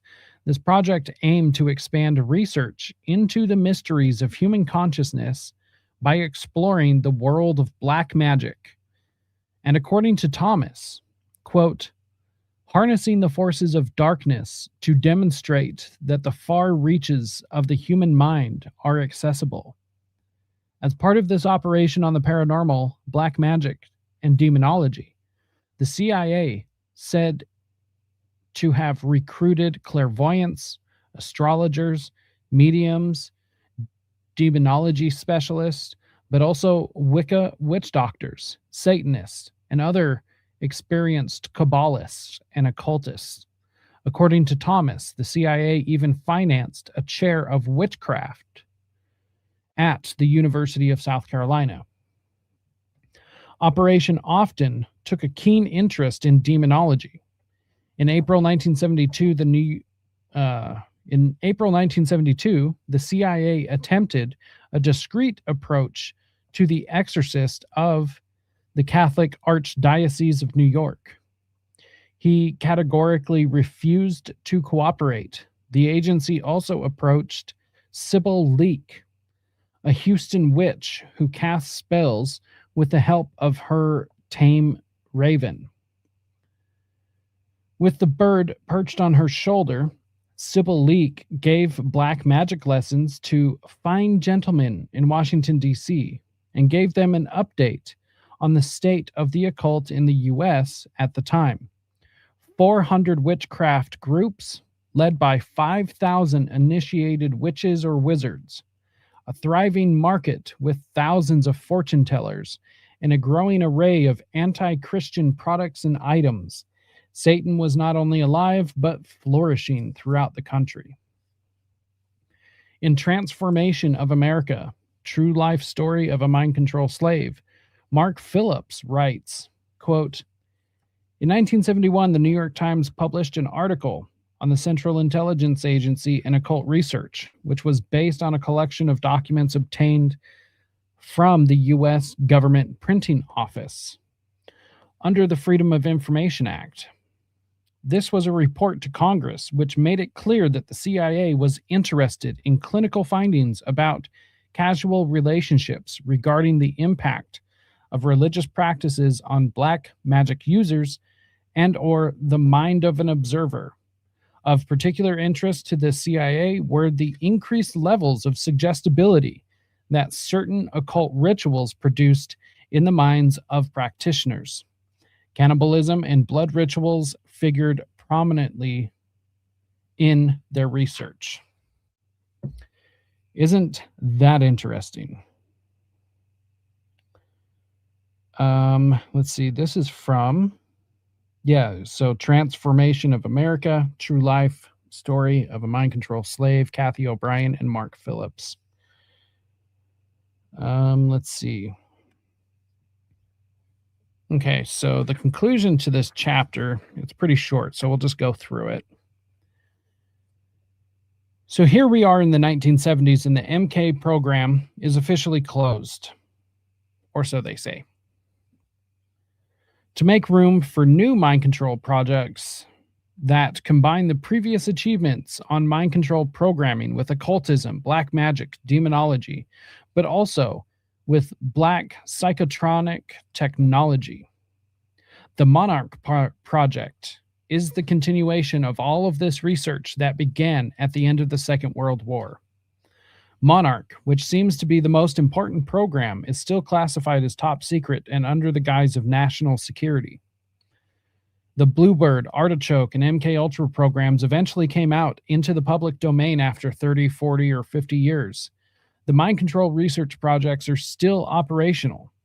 They have simply been moved even deeper into the recesses of government institutions. Mind-controlled slaves are a fact of life. You see them every day on your TV screen. Bill Schnoblian describes MK Monarch program as follows, quote, we have good reason to believe that MKUltra still exists today in an even more atrocious form as Project Monarch. The difference between Project Monarch and Project MKUltra is that it merges child abuse with Satanism, again, under the auspice of the government. Children are not only tortured, drugged, and electrocuted, but also hypnotized. But they are also hypnotized and undergo the scientific insertion of demons inside their multiple personalities, resulting in dissociative identity disorder. By doing this, they create different types of super slaves. These super slaves can be used as sex slaves, spies, drug runners, assassins. The alter Satanist / Luciferian personalities of priests or high priests will be part of the deeper programming.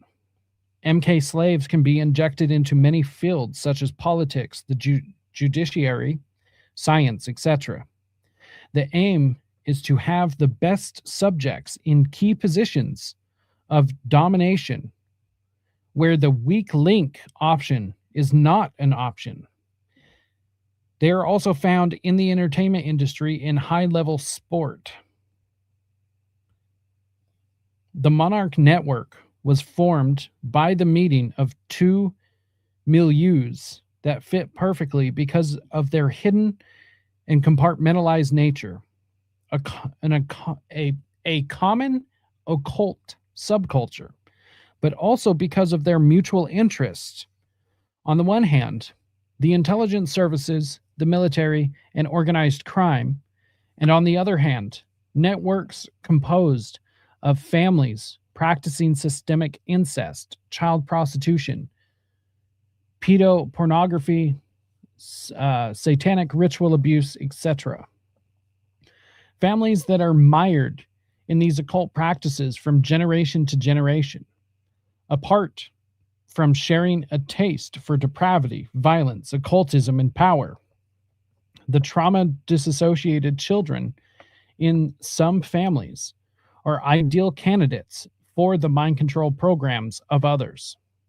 Whether it is mafia, religious, political, or military groups, in general and internationally, they all know that dissociation, the fragmentation of the personality, is the linchpin and cornerstone of secrecy and power. Canadian therapist Alison Miller writes, quote, "What better source than an already disassociated child whose parents have abused them in a ritual abuse group?" End quote.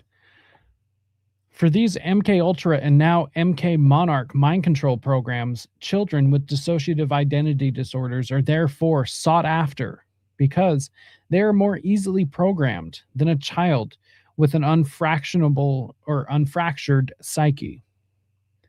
This was the case with Kathy O'Brien, who was subjected to repeated rapes by her father and uncles during her early childhood and fatally developed severe dissociative disorders. This is, of course, if you believe her story, you know, I have some questions, but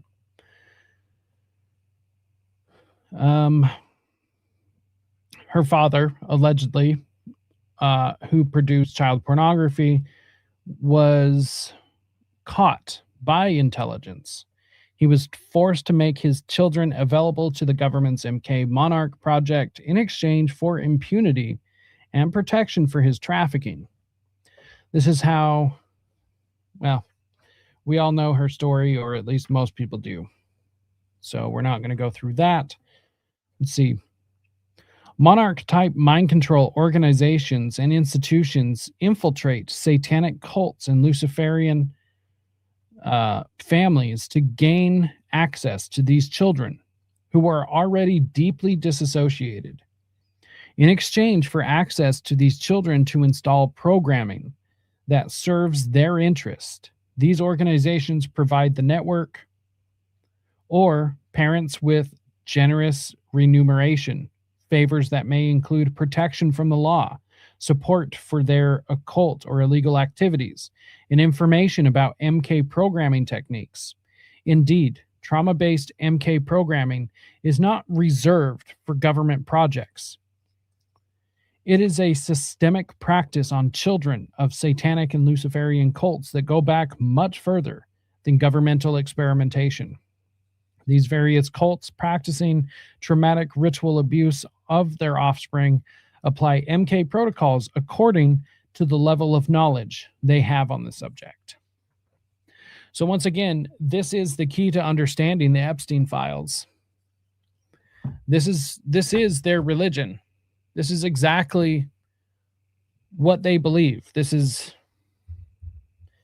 are the things that they believe. Like I don't know how to make that any clearer.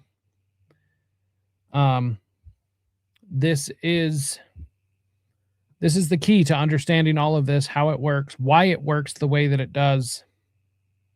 You know, it really is everything.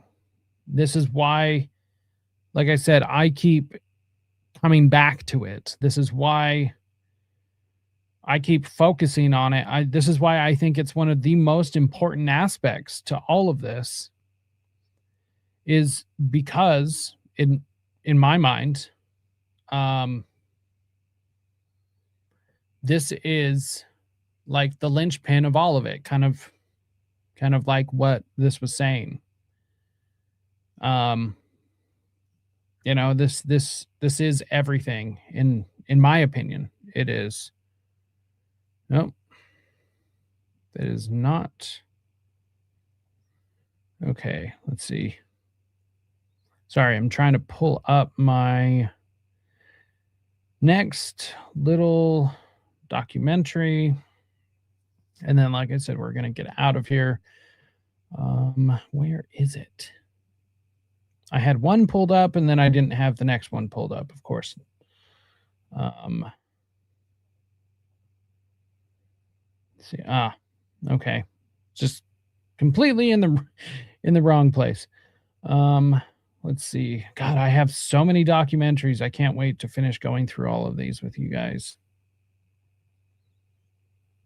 Okay, so we kind of ended on Monarch, right?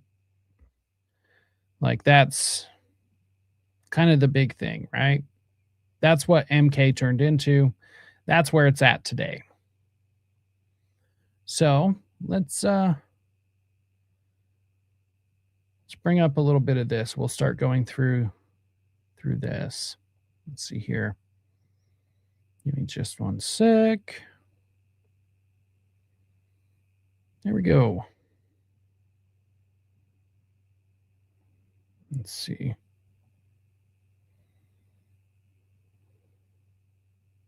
Let me know if like sound is good for you guys.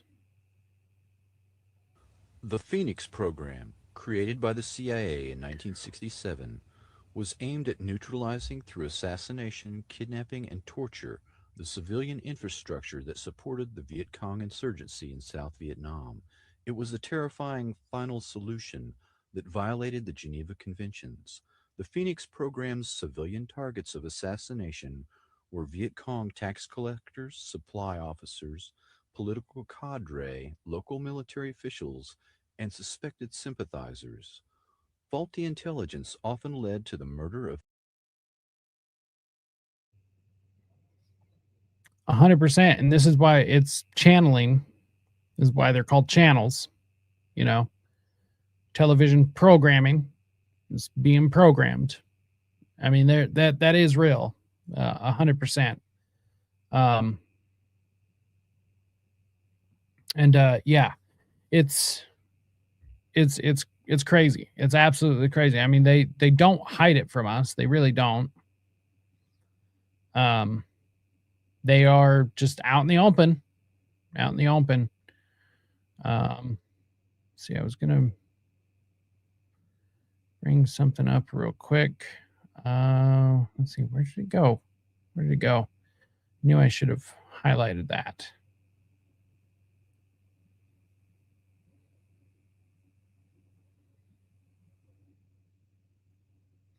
Yes. All right. You're awesome, Jake. Thank you. Thank you, Tara. I hate that I was asleep for most of this. Dang it. Well, luckily there's always replay. But on top of that, I do want to tell people tomorrow, Wednesday, I have a very special Satanic Panic is Real. We are going to be going through a Tubi original documentary. We will be going through Satan Wants You, which is a documentary about Michelle Remembers, because that is such a pinnacle point regarding the Satanic Panic. We are going to be going through that. So I think I'm going to start it fairly early in the afternoon. So probably around 1 p.m. my time, which 1 p.m. my time is about 3 p.m. Eastern. So that's kind of where I'm looking at. Just going to start doing my shows a little bit earlier. I'm trying to make sure that I'm after Jose, but before JJ. And so I'm kind of trying to be at that in between. So anyways, make sure and hit the like, share, subscribe, all of those things. We're not done yet, but just taking a break to mention that real quick.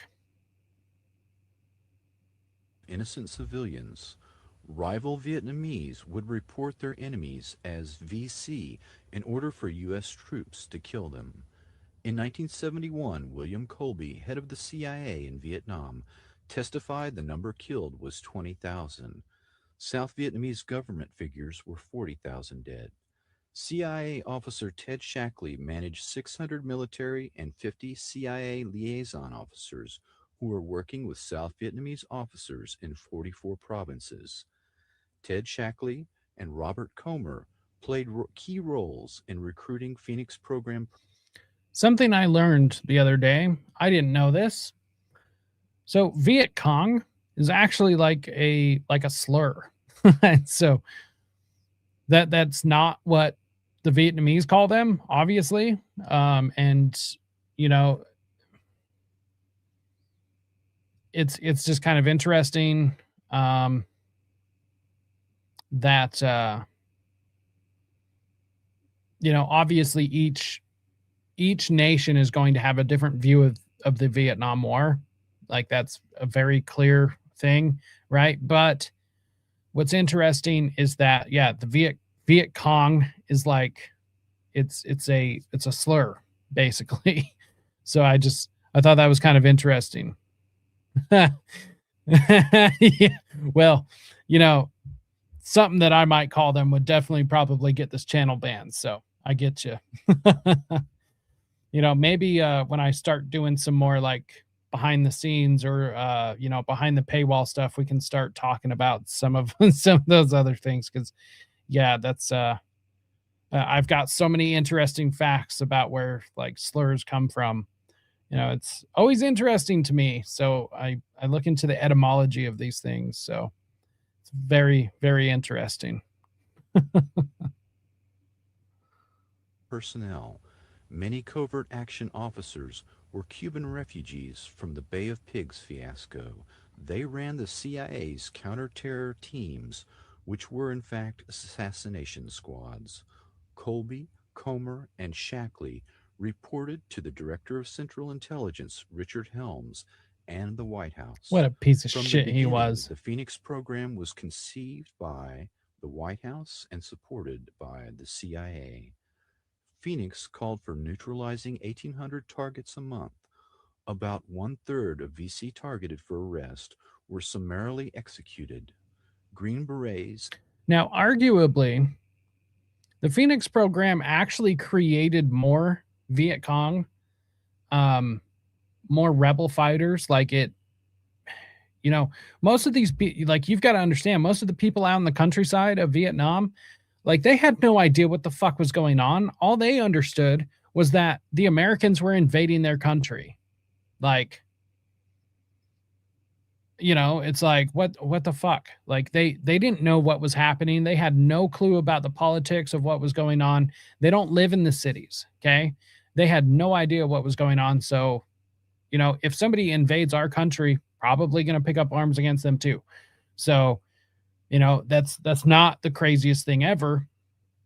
But I mean, not justifying the things that they also did back, but you just kind of got to understand that perspective. Like they had no idea like what was going on politically even in their own country. They were literally peasants living out in the country, you know? And also their own government were treating them like shit as well. So South and North, you know, like the Vietnamese government were not treating their people well either. So, you know, why they ended up sticking up for, you know, Ho Chi Minh, I don't know. But yeah, I mean, this is just a largely complicated issue. We are going to be covering the Phoenix program more. I've actually only done one episode into the Phoenix program, so I feel as though I need to bring that back and we need to dive into the Phoenix program a little bit more. So we will be doing that. But yeah, I mean, seeing like American forces come in and then people like the American forces just like destroy your village, like make you into a refugee, like of course you're going to end up joining the VC. Like it kind of makes sense. And Navy SEALs would assassinate suspected VC sympathizers or cadre, as well as South Vietnamese collaborators and double agents. In 1982, an ex-Phoenix operative revealed that sometimes orders were given to kill U.S. military personnel who were considered security risks. He suspects the orders came not from division, but from a higher authority, such as the CIA or the Office of Naval Intelligence. The following testimony of Vincent Okamoto, combat officer lieutenant in Vietnam in 1968 and recipient of the Distinguished Service Cross, the second highest award conferred by the U.S. Army, wounded 3 times. Quote, "The problem was, how do you find the people on the blacklist? It's not like you had their address and telephone number. The normal procedure would be to go into a village and just grab someone and say, 'Where's Win so-and-so?' Half the time, the people were so afraid they would say anything. Then a Phoenix team would take the informant, put a sandbag over his head, poke out 2 holes so he could see, put como wire around his neck like a long leash, and walk him through the village and say, 'When we go by Wynn's house, scratch your head.' Then that night, Phoenix would come back, knock on the door, and say, 'April Fool, motherfucker.' Whoever answered the door would get wasted. As far as they were concerned, whoever answered was a communist, including family members. Sometimes they'd come back to camp with ears to prove that they killed people." Penetrations into the Viet Cong infrastructure were accomplished by blackmailing or terrorizing a member of a targeted individual's family to gather information. Every Vietnamese 15 and over had to register and carry an identity card. These records were computerized and evolved into a highly computerized and statistical means of generating 1,800 names a month for the target list and coordinating this information on suspects from 30,000 plus informants. Yeah, some super early super early list of I mean, the fact that these were computerized is kind of scary. Obviously everything's computerized now. So I mean, this is some very early tracking stuff that some tracking lists that they now use for, of course, New World Order. Now we have things like Palantir, but nonetheless, like, I mean, some very, very crude early examples. So the fact that this came out of the Phoenix program, not very surprising. When the Strategic Hamlet program failed, CIA and military intelligence concentrated on the Phoenix program, a terror campaign aimed at the civilian population. Instead of winning hearts and minds, using the threat of assassination and a state of terror to defeat the North Vietnamese. Many non-political Vietnamese were arrested and tortured and in effect forced into the resistance army. Phoenix program architect Robert Comer, after leaving the Pentagon, said, quote, "I would have done a lot of things differently and been more cautious about getting us involved." He called the war a strategic disaster which cost us 57,000 lives and $500 billion. The Vietnam War was the formative experience for a generation of CIA and military intelligence personnel involved in the Phoenix program. They viewed the military defeat in Vietnam as a betrayal on the home front, a loss of will by domestic political enemies, not a military failure against a nationalistic revolution fought as a guerrilla war.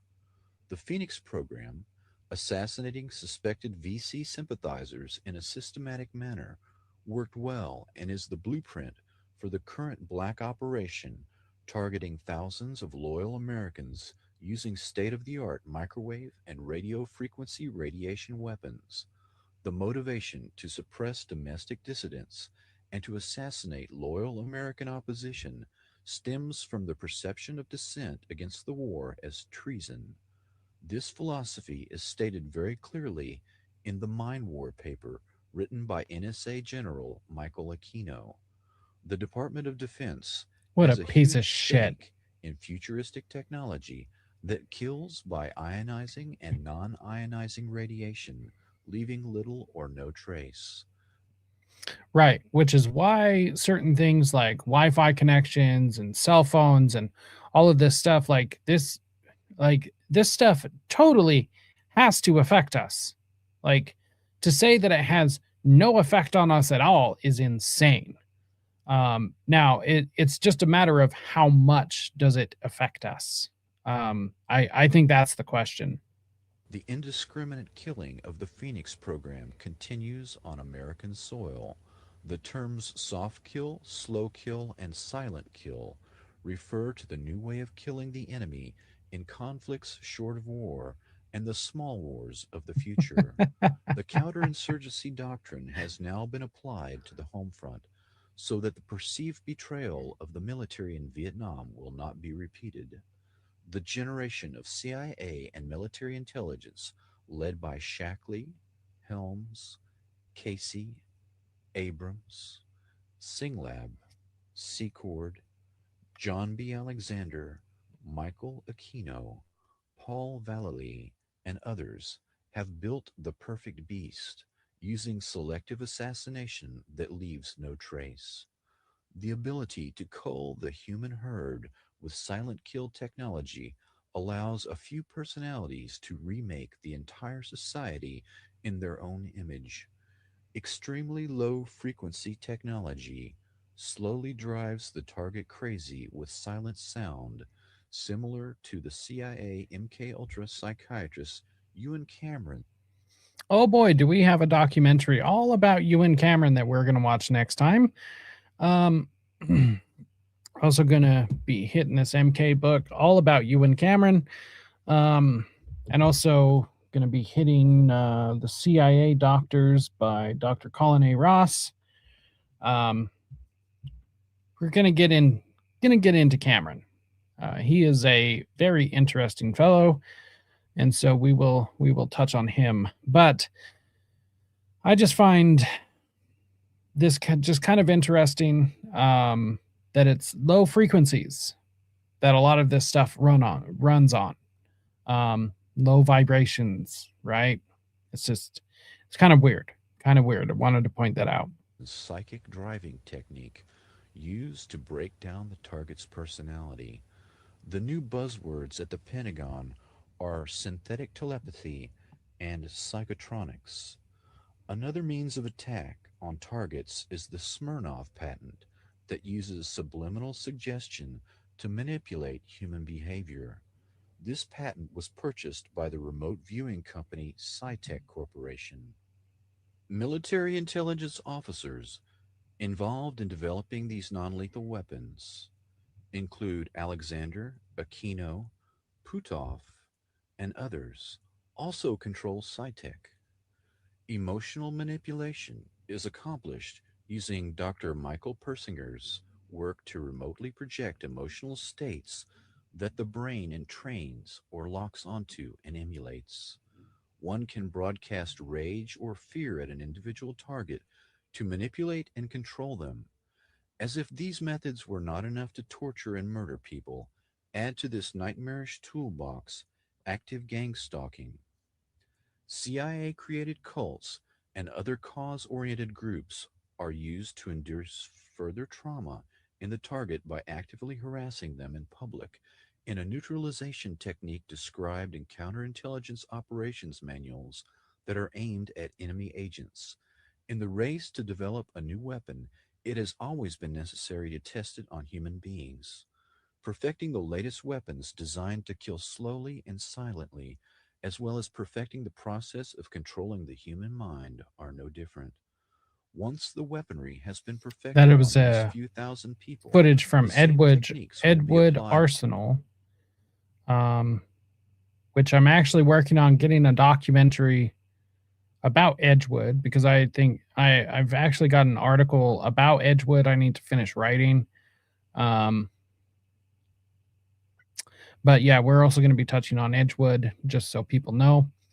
So make sure and stay around for that, because that's going to be interesting. En masse to the general population, and then to humanity as a whole.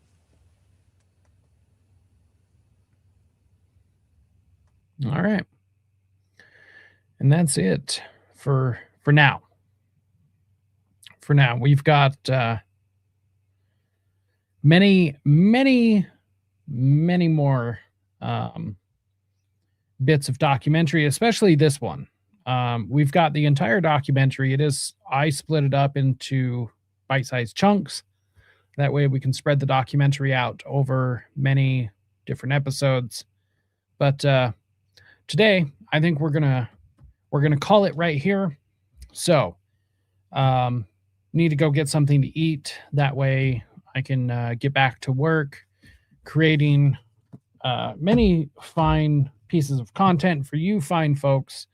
Also, we've got Already Dead tonight, so make sure and tune in to that over on the No Way Jose channel and the Underclass podcast. Make sure and be over there. I've got to go make sure and finish up the edit for tonight.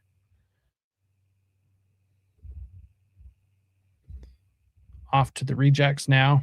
Not quite sure what you mean, but definitely just going to go grab a bite to eat real quick. I've got to go keep my blood sugar up. Not like I have issues with that, but you can always just feel a little bit logy, haven't had breakfast this morning, so it's time to go get something to eat. So on that note, we're going to get out of here, but thank you all so much for tuning in to another episode of Rise to Liberty. Make sure and go to the link down below in the scrolling banner, allmylinks.com/rise to liberty. Check out Beware the Mockingbird on Substack. Check out risetoliberty.store for awesome merch. Once again, MKULTRA rules all around us. To donate, go to allmylinks.com/rise to liberty. You can hit Ko-Fi, buy me a coffee, or you can donate directly to my PayPal or my Cash App. Either way, I definitely appreciate all the patronage. Hit the like, share, subscribe, all of these things. Already Dead is cool. I agree. I love those guys. I definitely agree. You are my favorite podcaster, mate. Hey, thank you so much, Finn. I deeply appreciate that. Always glad to see you in the chat, bud. You're my groupie. Cool. Right on, dude. But I definitely appreciate all of your guys' patronage and everything. So make sure and come on back. Like I said, tomorrow we have a very special episode of Rise to Liberty. We will be going through the Michelle Remembers documentary from Tubi. So that's probably going to be kind of a long episode. But just keep an eye out, come back, check on the channel. I will have it up later tonight for like when the time is going to be and everything. I'm going to set that up after lunch. So on that note, I think we're going to be out of here, but tomorrow. So like I said, I don't have a hard time yet, but I am thinking about 1, maybe 2 o'clock my time. Like I said, I want to avoid everybody else for live streaming. So kind of just figuring out when they're streaming, when I'm streaming, all of that stuff. But other than that, I think that's it. Once again, allmylinks.com/rise to liberty, ko-fi.com/rise to liberty, buymeacoffee.com/deprogram, I think. For some reason, I wasn't able to get Rise to Liberty. Got to figure that out. Anyways, until next time, which is tomorrow. Remember, tomorrow and Friday. I almost forgot. Friday, I will have Jacob and Raven of Cult of Conspiracy coming on. So Friday, that's going to be a much later show.